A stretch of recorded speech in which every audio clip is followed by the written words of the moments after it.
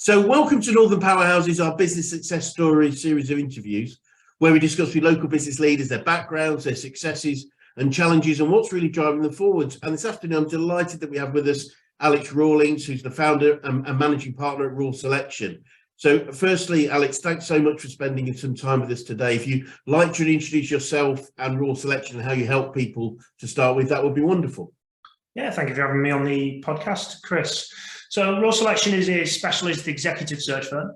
We work exclusively with private equity firms and their portfolio companies operating across Europe and North America.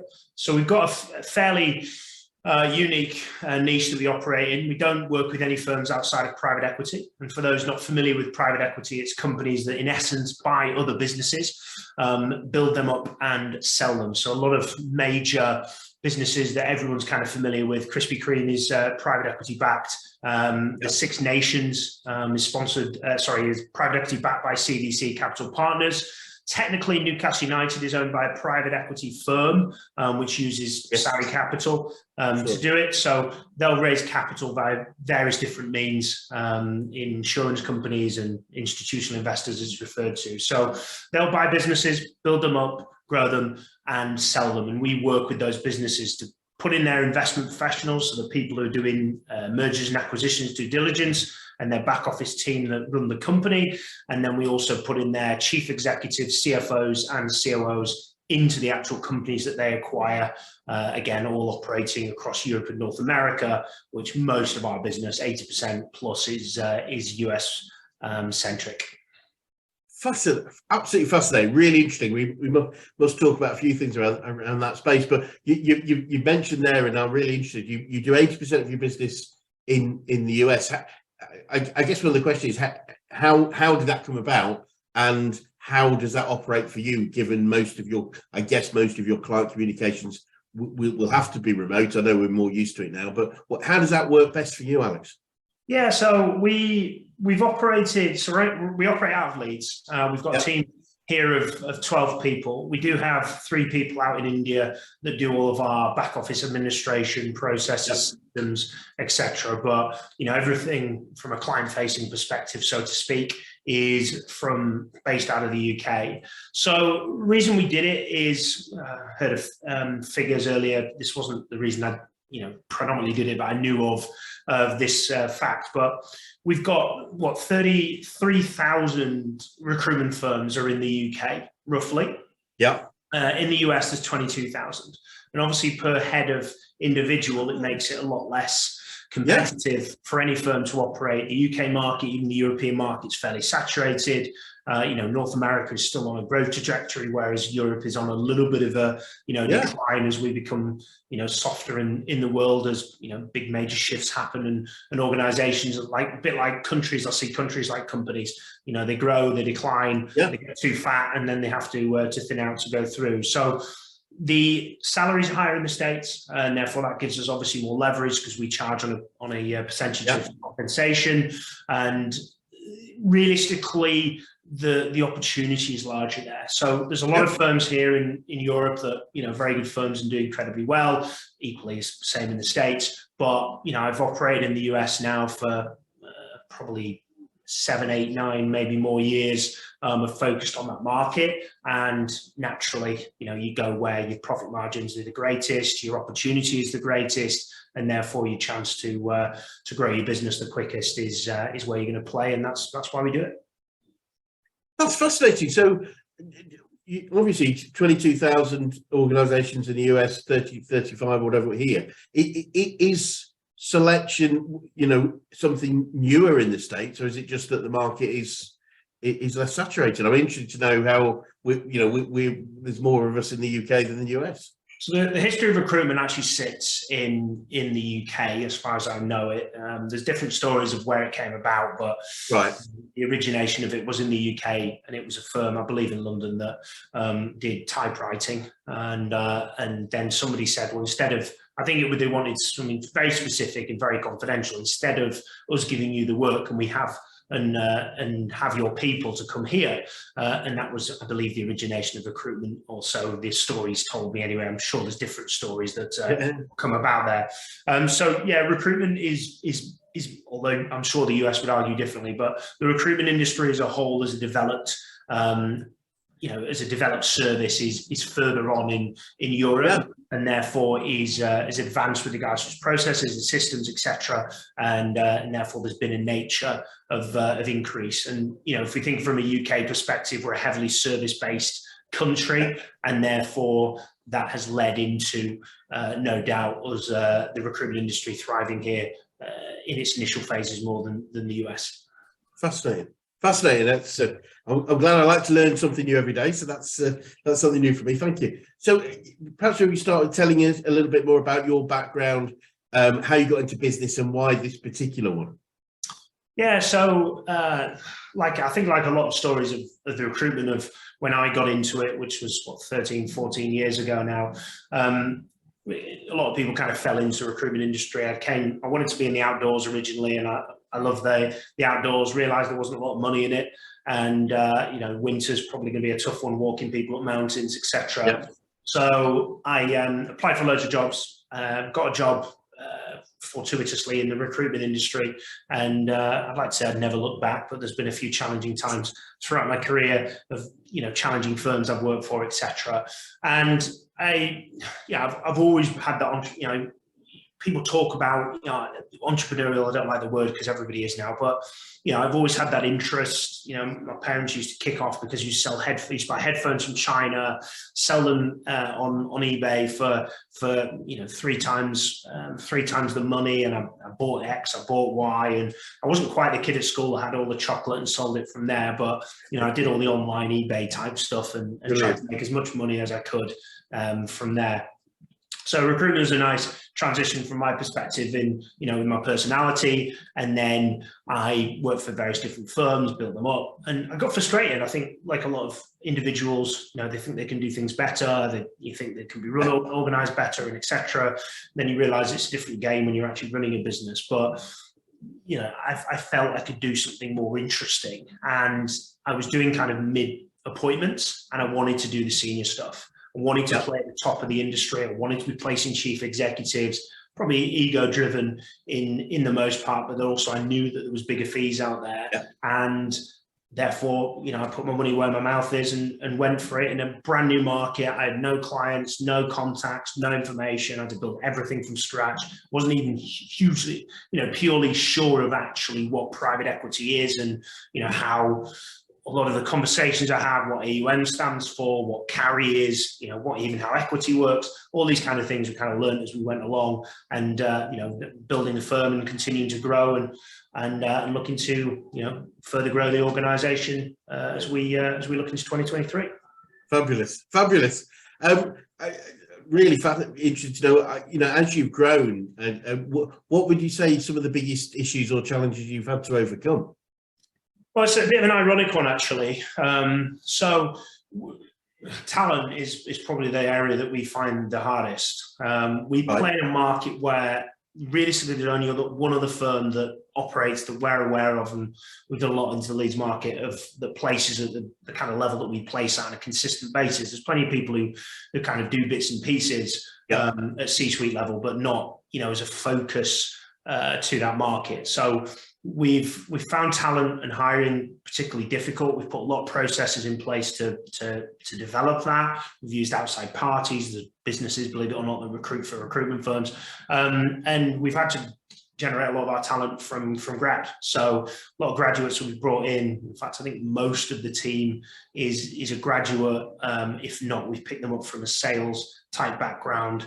We haven't got anybody with, anybody with over a year or 2 years, definitely not over 2 years of actual recruitment experience. And there's only 2 people we've hired from the recruitment industry in the business. So we've had to overcome that. But then also you've got your challenge where it's a bit like trying to play against Man City with, Accrington Stanley's under 16. So there's an element of upskilling and developing and improving these people to be able to operate at the level where we've got pitches going up against the equivalent of Man City in the executive search world, and playing against those guys who've got 20, 30, 40 years of experience, ex-PwC, Red Brick University, etc. And we might have a 25-year-old who's pitching for that business. So training and development's been a key element. But if we could, it's like any business really, if we could get the right people into our organization, we could triple, double the organization incredibly quickly. But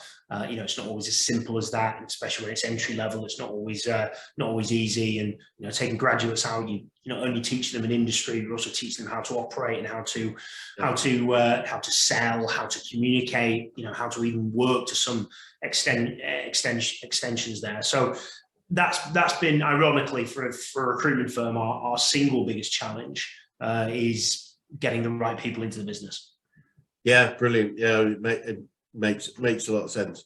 And it's interesting that it's great to see that you're bringing in graduates and training them. And I always find we talk about recruiting on attitude over experience, because you can train experience over time, but attitude is number one for us. And is that the same for you? Yeah, absolutely. We kind of I say our motto, but Royal Selection rewards hard work, and we look for people who invest in themselves. We look for people who are wanting to prove something, who have just drive, desire.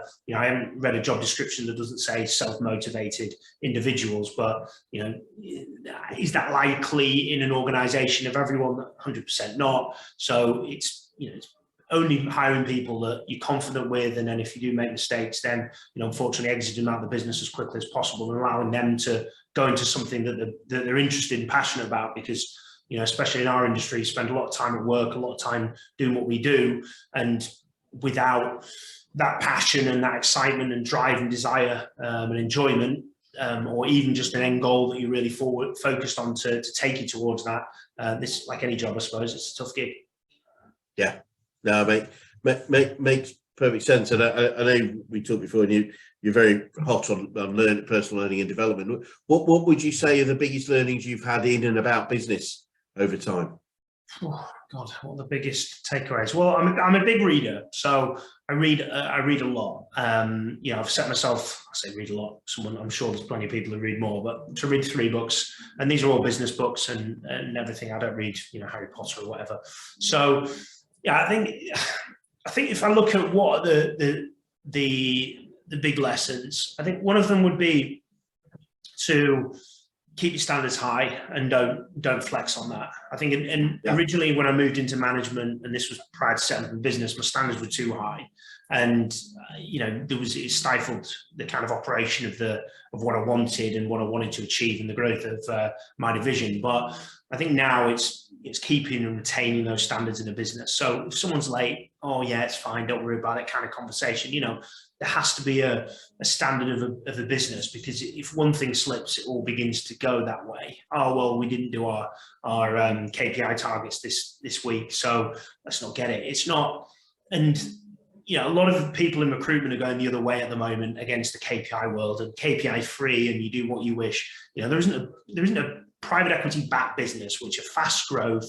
We're talking, if a business is 20 million, in 5 years, they want that business to be 100 million with a 20 million EBITDA. So that's incredible growth for any organization that's got to go through. It's not just putting numbers on the board. It's the capacity to be able to make the products. It's the capacity to be able to actually hire the people, the growth, and everything else that comes with it. So knowing what our people can do and what they have to do in order to achieve their goals. And if we're driven along the side of our individuals, rather than beating the drum for me to, I don't like Ferraris, but me to have a Ferrari or a Lamborghini or whatever else, then that's not why anyone's here, because they don't fundamentally care if I have a nice house or a nice watch or whatever else. It's for them, and therefore we drive people on what they want to achieve and what they want to do. Right. Give them the platform that will allow it, and that platform includes hitting numbers, because if you do this amount of this, it will eventually end up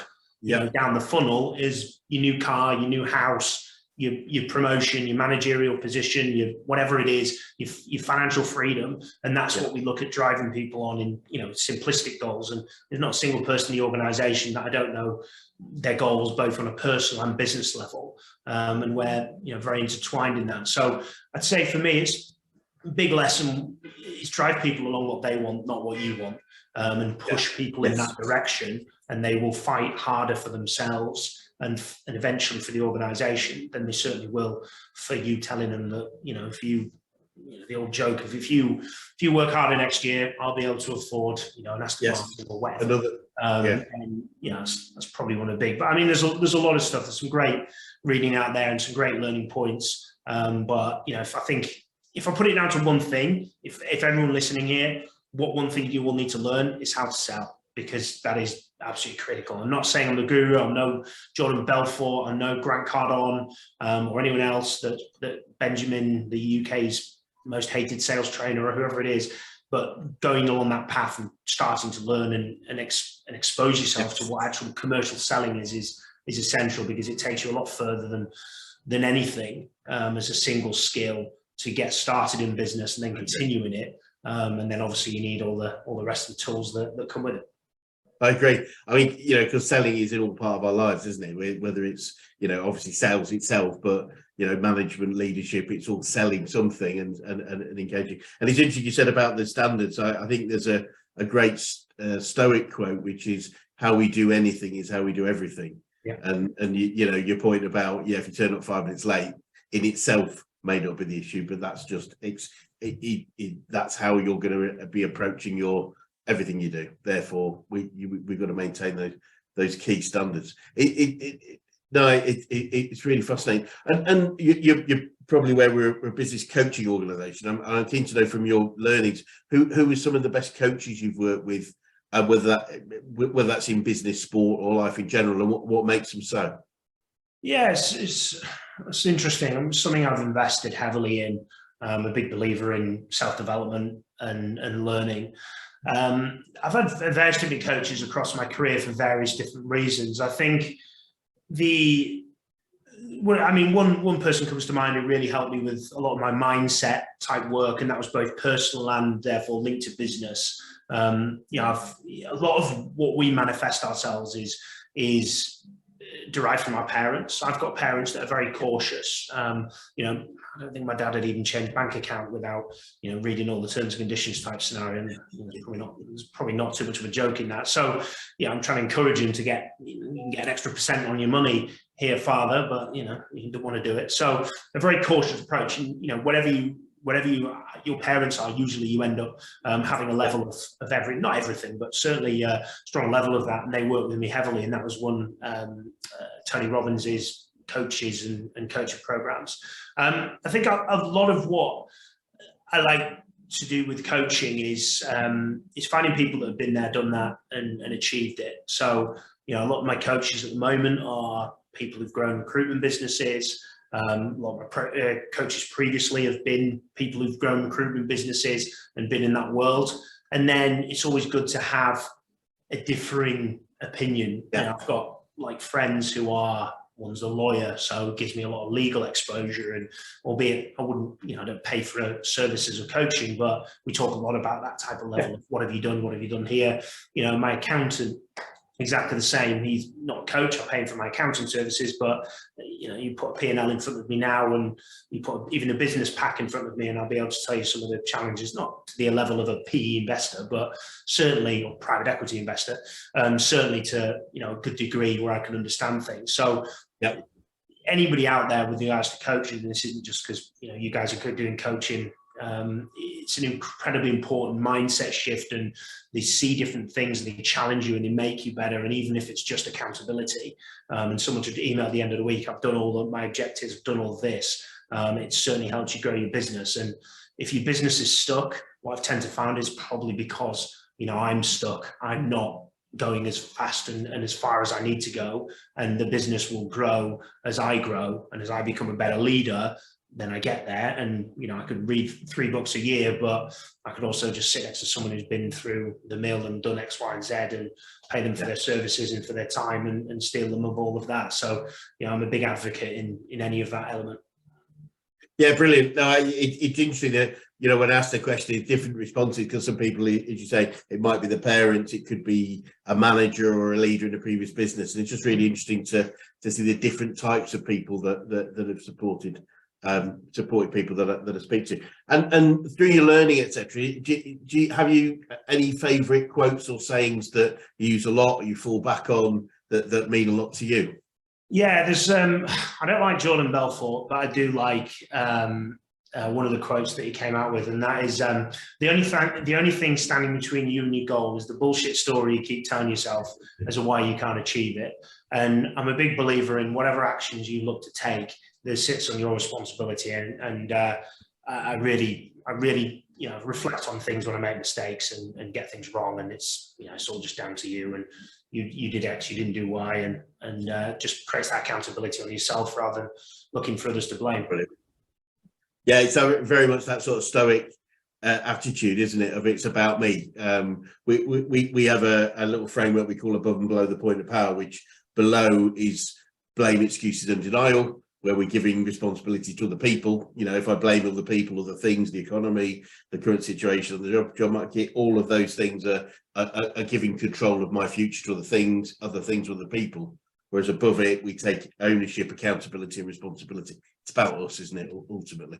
And by doing so, if we accept that, then we can always get to the next level if we focus on what we do differently rather than what other people do differently. So that makes perfect sense. And on the sort of learning front, what would you say you've learned about yourself as you've developed your career and your business?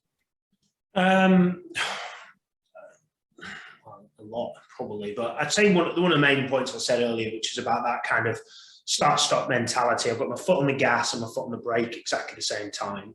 I think if I look at one of the things that came from coaching, which is kind of linked into that, was that you can do a lot more than you think you can do, and taking those risks 9 times out of 10 pay off for you. And the 1 times out of 10, it was just the wrong decision, and you get to learn from it.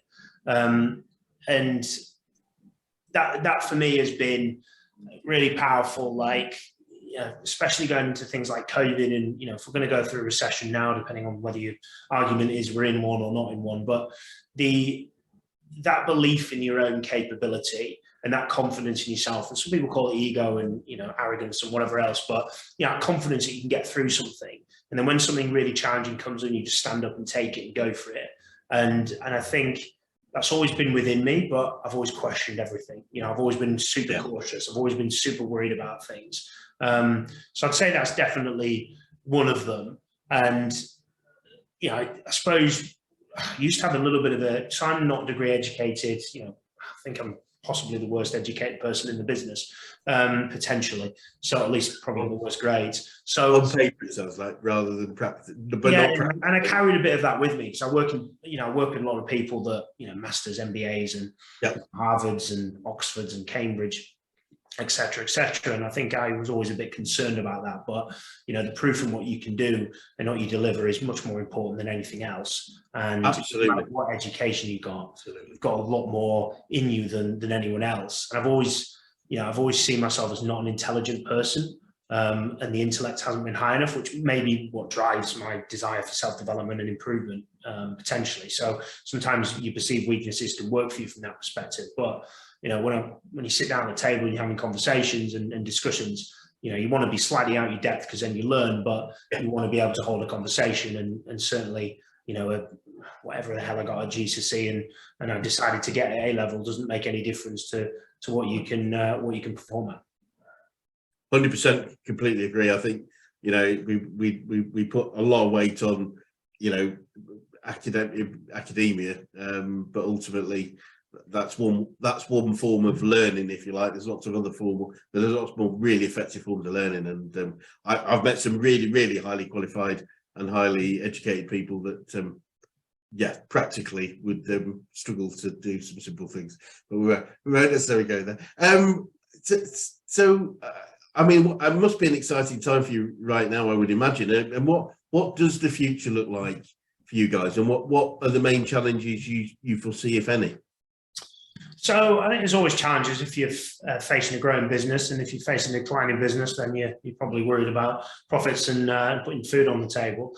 For us, it's growth. I think there's a lot of things that I'm going to go through that I've never done before. We're, in the next 3 years, we've got a very clear plan to put a new office, or a second office, should I say, into the US, or first office into the US, and our second office as an organization. So that comes with it lots of legal challenges, setting up entities, people problem again with growth. We doubled the team size over the last 12 months. So we still have a lot of people that we're investing heavily in and developing. And that's, both a challenge, but also damn exciting to see, basically people come into the business and begin to realize what they can achieve and what they can do.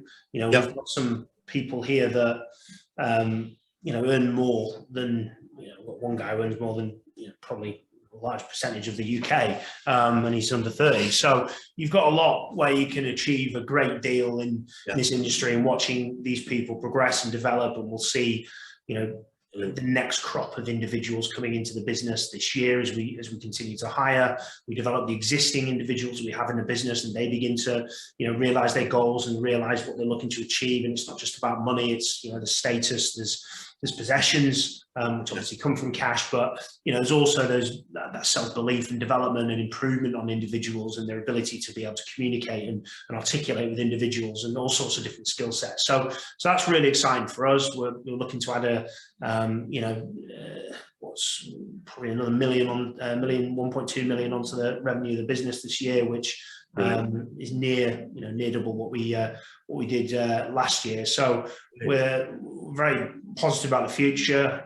Part of me is excited about this recession, which sounds weird, but I quite like a challenge. COVID was a challenge to an extent, but it was more of a people communication mindset type challenge, rather than there's no business out there, we can't find anything, which was the case with COVID. But we also, as a business, everybody got kind of flooded with cash, and there was support and covering wages and etc. from there. So as much as some businesses took it, some businesses didn't, but you fight on through it. So I think that's going to be interesting. It's going to cool a lot of the crap recruitment firms, maybe take that 33,000 number, if it's accurate, in the UK down a little bit, and potentially for the 22,000 in the US on a similar route. So that gives us more opportunity to grow. So I think there's a lot to be excited about. I think if you're in a business that you're enjoying, you enjoy what you do, then what isn't to be excited about, with the challenges that bring the development that you have, and also the people that come into your business and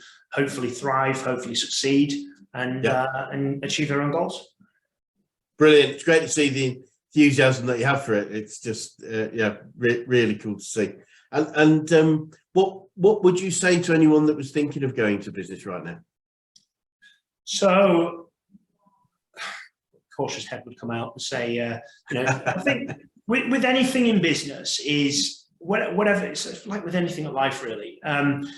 There's a great, it's not quote, but it's from Jim Rohn, who's Jim Ron, you would see it in English, in England, but in America, I believe it's pronounced Jim Rohn, who's was originally the coach of Tony Robbins. So he talked heavily about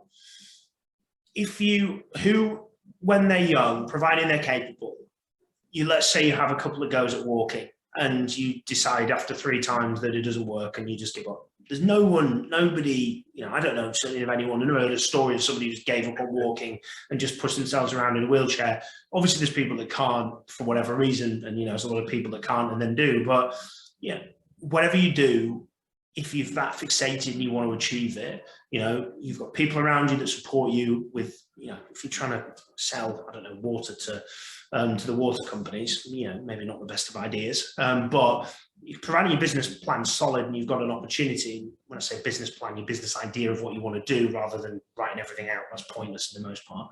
But just go for it. If that's what you committed to do and put everything into it. I think there's too many people that go into business thinking that you're going to be a business owner and it's all going to be fairly easy for you. You get to tell everyone else what to do. It isn't.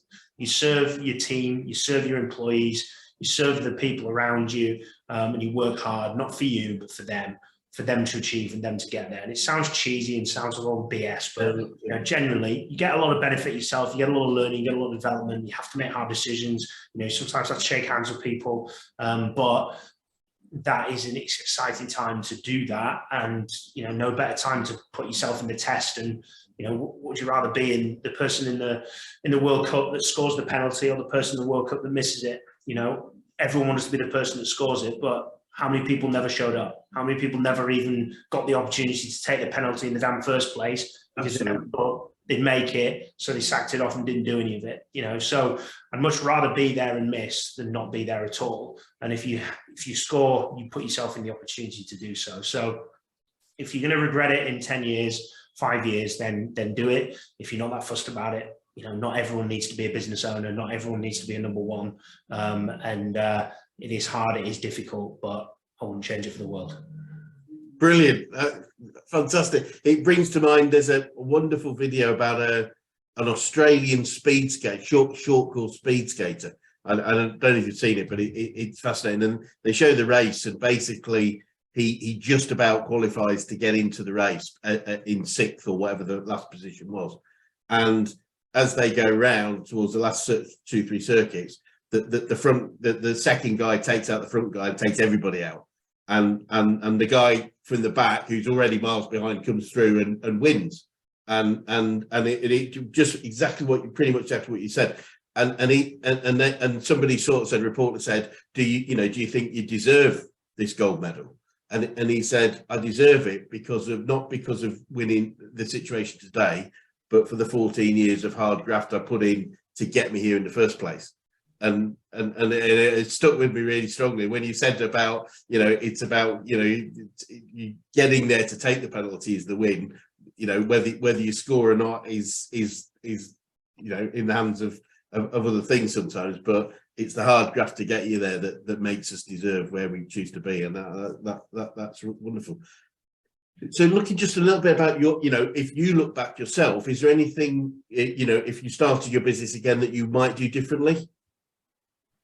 Yeah, I'd go quicker. I wouldn't have as much caution. I wouldn't have as much, but again, that's probably served me and got to where I am, unfortunately. Yes. Yeah. But I definitely grow faster. I'm much more aggressive with the business growth now.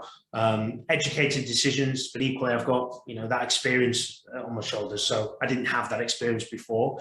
I think it wasn't intelligent to go into a new market, albeit it was the right decision. I'd do it again, but it wasn't intelligent to go into a new space with no relationships and start fresh in a market that I didn't truly understand. So I'd probably spend more time doing due diligence and research, although I did spend a considerable amount of time on that, but I'd have probably have spent more time really understanding the opportunity. It wasn't built on this is a growing market. I just fortuitously came across an industry that I could place chief executives in. My ego drove me along that, wanting to do bigger deals, wanting to separate myself a little bit from the rest of the recruitment industry. Leeds, there's only realistically one other proper executive search firm in Leeds. And I know there's companies that will argue differently, but they're consistently doing executive level appointments. And I wanted to be there, and it's a hell of a challenge. So I think reflection, say maybe do something in that industry, but I'd have been non-competed, so it'd been pointless. But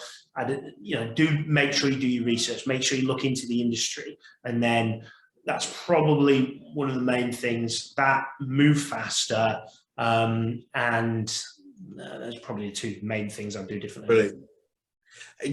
There must be, I imagine there's a bit of conflict in that attitude and your risk averseness. It's really great to see that sort of thing going, because it's just like, well, they're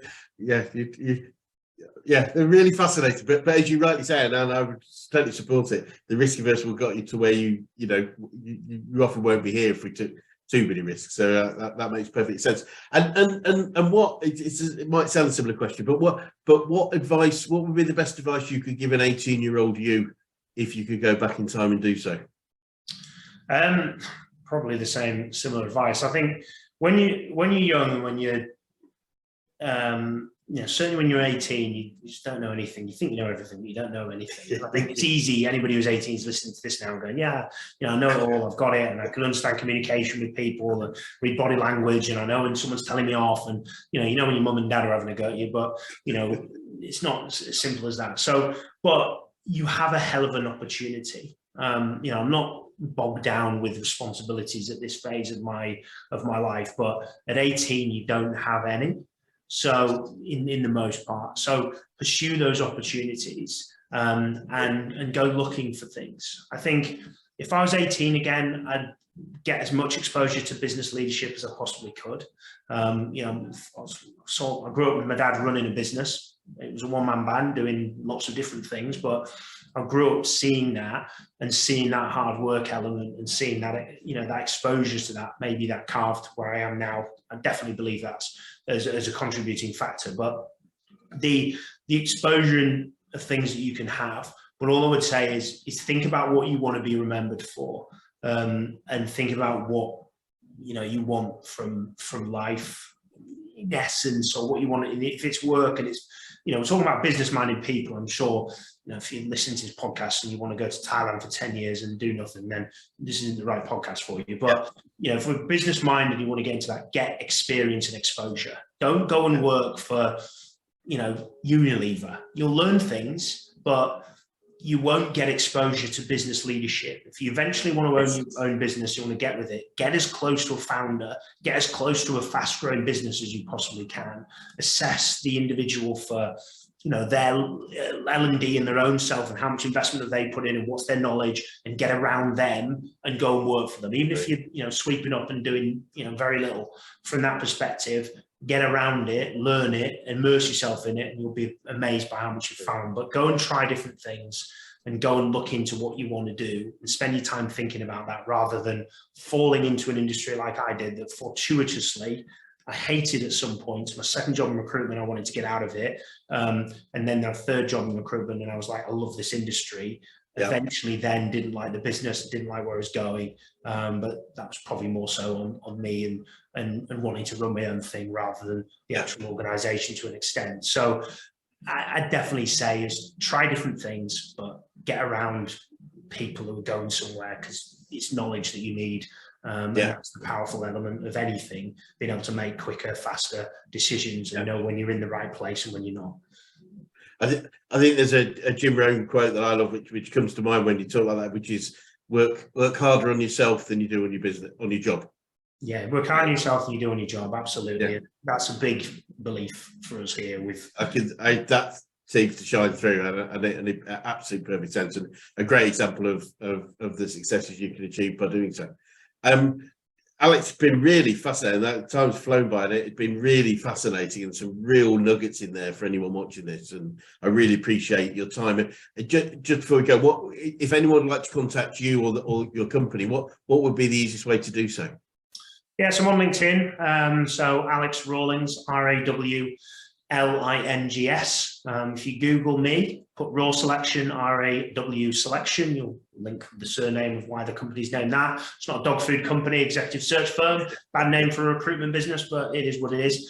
Just reach out to me on there. All my contact information's on LinkedIn. There is another Alex Rawlings who's incredibly linguistic and has 13 languages. It is not me. But he currently shines the limelight on Google and hits all the articles. So I'm fighting on the SEO level to get the first name. But yeah, jokes aside, go to LinkedIn, type in Alex Rawlings, Raw Selection, and you should find me. Brilliant.